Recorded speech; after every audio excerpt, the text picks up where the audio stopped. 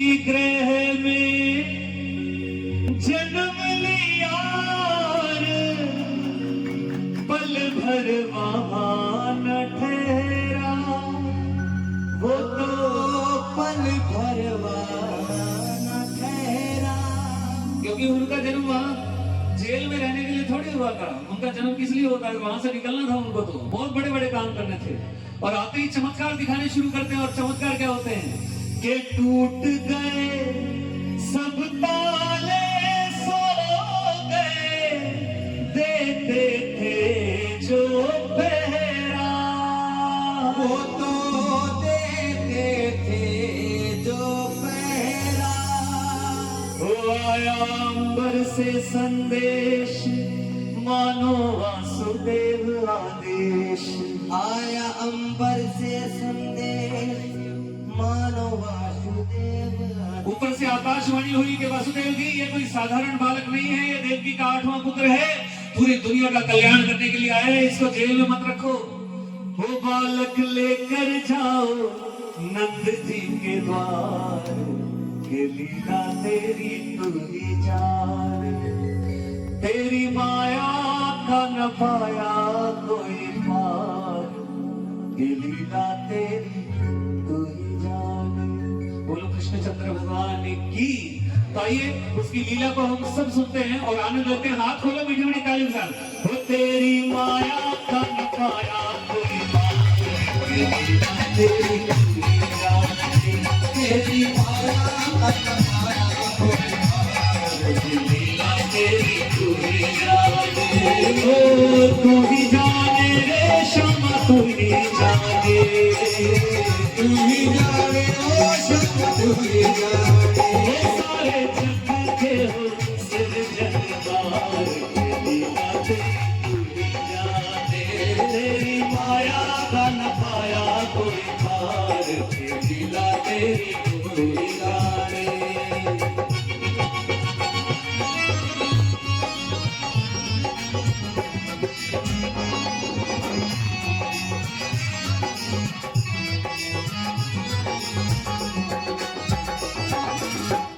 वासुदेव जी ने भगवान कृष्ण जी को उठाया, टोकरी में रखा, और जैसी क्योंकि जितने भी पहरेदार थे उनको तो नींद आ गई थी, दरवाजे भी अपने आप खुल गए, पर जैसी जेल से बाहर कदम रखने लगे तो क्या देखा कि बहुत जोरों की बरसात हो रही है। तो मन में आया कि इस बच्चे को लेकर इतनी बरसात में जाऊं कैसे। तो रविंद्र जैन जी लिखते हैं, बरखा चप्पल चला चपला कंस समान डरावे, मेरी कंस समान डरावे। ऐसे में शिशु को लेकर कोई बाहर कैसे जाए, कोई बाहर कैसे जाए। प्रभु का सेवक शेषनाग देखो जाते उसके बाद, प्रभु का सेवक शेषनाग देखो जाते उसके बाद। अपने फन पे रोका हर था पधार, के लीला तेरी तू ही जाने, तेरी माया का न पाया कोई पार, के लीला तेरी तू ही जाने।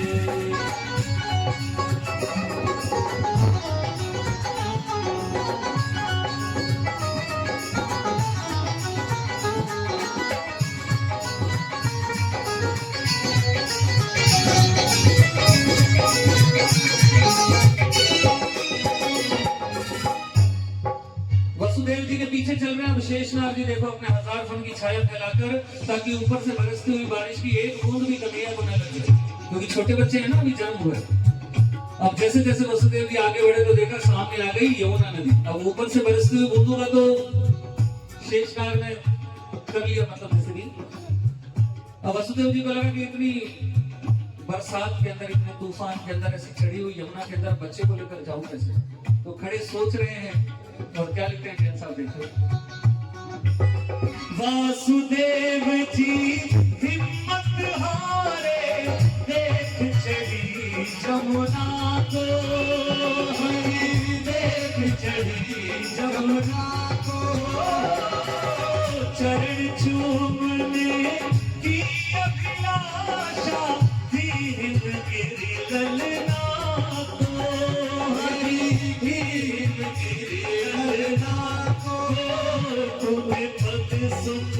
मार दिए पानी में तो तार टूटे, पग सुकुमार दिए पानी में तो तार छुपे रास्ता बन गई जमुना जी की धार, लीला तेरी पूरी जाने, तेरी माया का न पाया कोई पार, लीला तेरी पूरी जाने।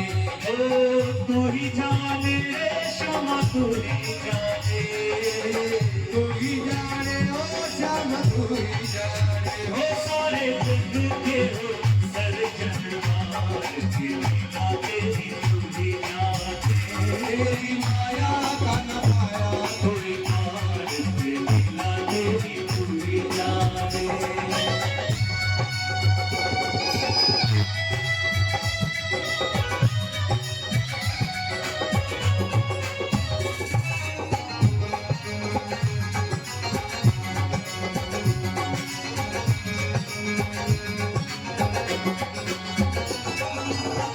अब उफान में चढ़ी हुई यमुना थी, भगवान कृष्ण जी ने क्या किया, उसको पता था कि यमुना क्यों इतना उफान मारे, धीरे से अपने पैर उस टोकरी से नीचे निकाले।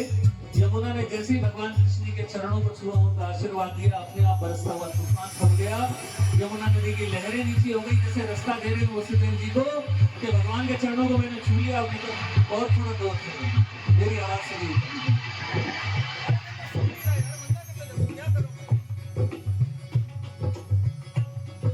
यमुना जी एकदम नीचे हो गई, वसुदेव जी वहां से निकले और जैसे ही गोकुल गांव में पहुंचे यशोदा के घर पे, नंद बाबा के घर पे, तो उन्होंने क्या देखा कि माँ यशोदा गहरी नींद में सो रही है और उनके पास में एक छोटी सी बच्ची है जिसका अभी अभी जन्म हुआ है।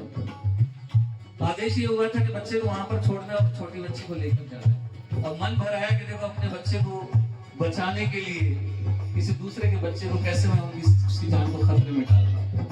तब खड़े वसुदेव जी पास में और उनके मन में क्या ख्याल आ रहे हैं, देखिए।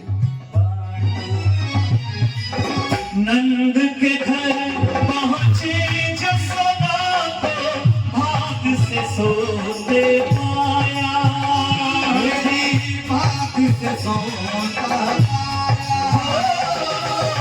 कन्या लेकर शिशु छोड़ा तो हाय दिल भर आया,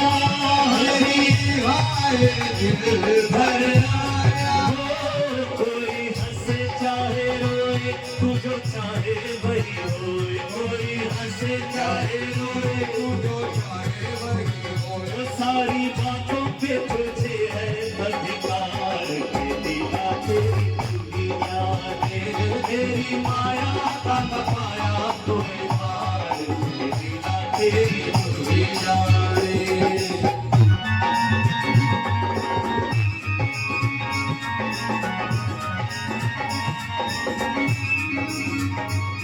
देखिए यहाँ तक तो मैंने प्रसंग बताया कि जब भगवान कृष्ण जी गोकुल गांव में कैसे पहुंचे, उसके आगे दो छोटी छोटी झांकियां हैं। अगर आपकी सुनने की इच्छा है तो मैं आगे सुनाऊं, अगर नहीं है तो हम तो यही खत्म है। तो जयकार करके बता दो, बोलो कृष्णचंद्र भगवान की, मतलब सुन रहे हो फिर चलो।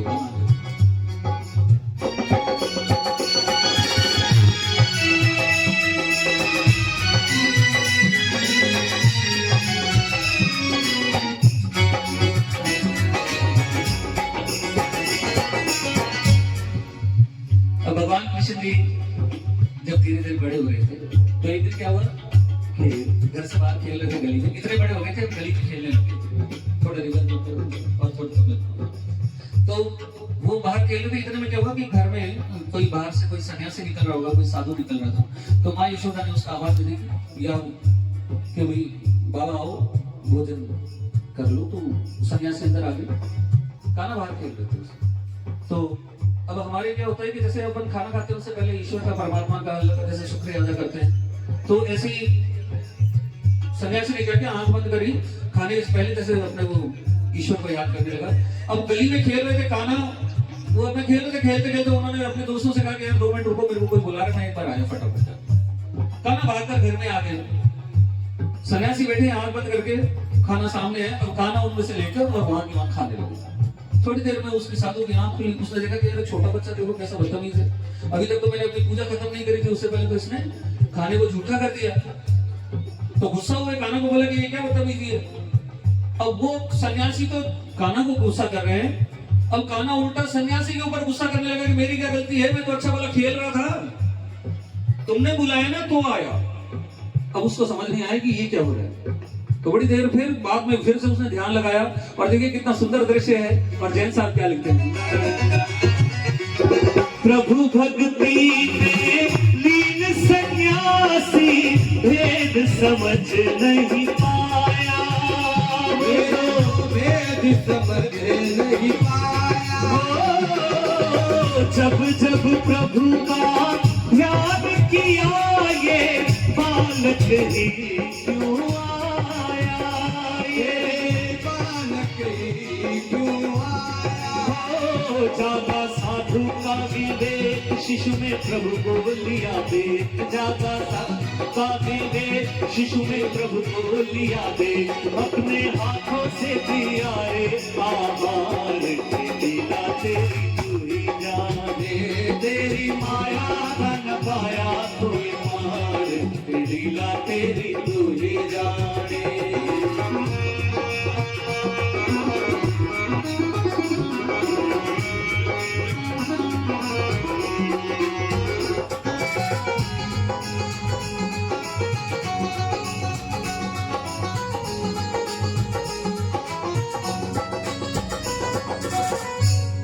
अब कान्हा इतने बड़े हो गए कि अब वो गली में नहीं खेलते थे, अब इतने बड़े हो गए कि अब वो नदी के किनारे जाने लगे खेलने। एक दिन दोस्तों के साथ खेल रहे थे, किसी ने जोर से गेंद मारी कान्हा को, वो नीचे झुके, गेंद ऊपर से निकल गई और सीधा जाके यमुना में गेंद। कान्हा जैसे यमुना के अंदर कूदने लगे गेंद निकालने के लिए, तो साथ में दोस्तों ने कहा कि कान्हा इधर मत जाओ। तो कहा कि क्यों? क्योंकि यहाँ बड़ा भयंकर नाग रहता है, कालिया नाम है उसका, आज तक जो यहाँ से गया कभी वापस नहीं आया। तो कान्हा ने कहा कि अगर गेंद नहीं आएगी तो खेल कैसे पूरा होगा। तो उन्होंने कहा कि गेंद दूसरे लेंगे, वो कह रही गेंद तो मैं यही लेकर आऊंगा। तुम 2 मिनट रुको, मैं बस अंदर गया और बाहर आया। अब कान्हा नीचे कूद पड़े और देखिए क्या लिखते हैं भजन के अंदर, जमुना जल में कृष्ण को पाकर विषधर ने तुम्हारा, विषधर ने तुम्हारा हो, जमकर युद्ध हुआ दोनों में, नाग का लिया हारा, नाग का लिया हारा, उसके फन पे किया नाच, तुझ पे आई नहीं आँच, उसके फन पे किया नाच, तुझको आई नहीं आँच, उसको जमुना जी से दिया रे निकाल, तेरी माया का लगाया कोई पार, लीला तेरी तू ही जाने।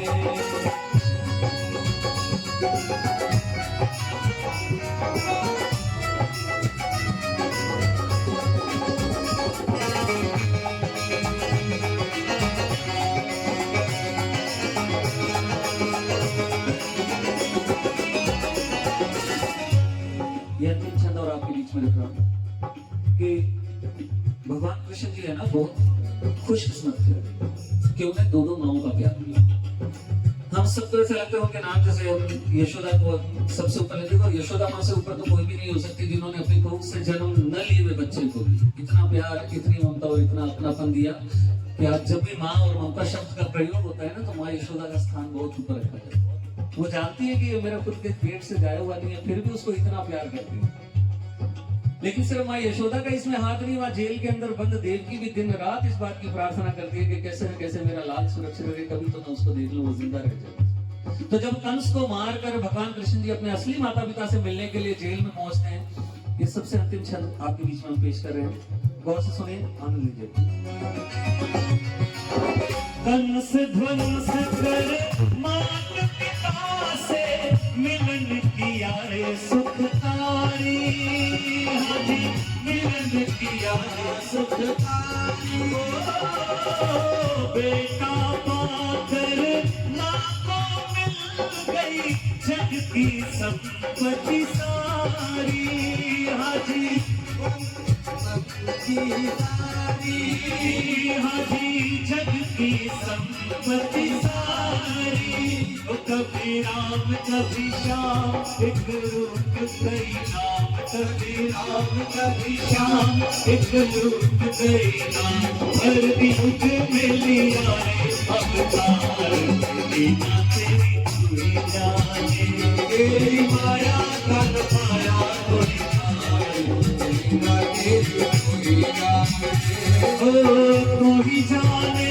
श्यामा तू ही जाने, तू ही जाने ओ श्यामा तू ही जाने वो सारी बातों पे तुझे है अधिकार, लीला तेरी तू ही जाने, तेरी माया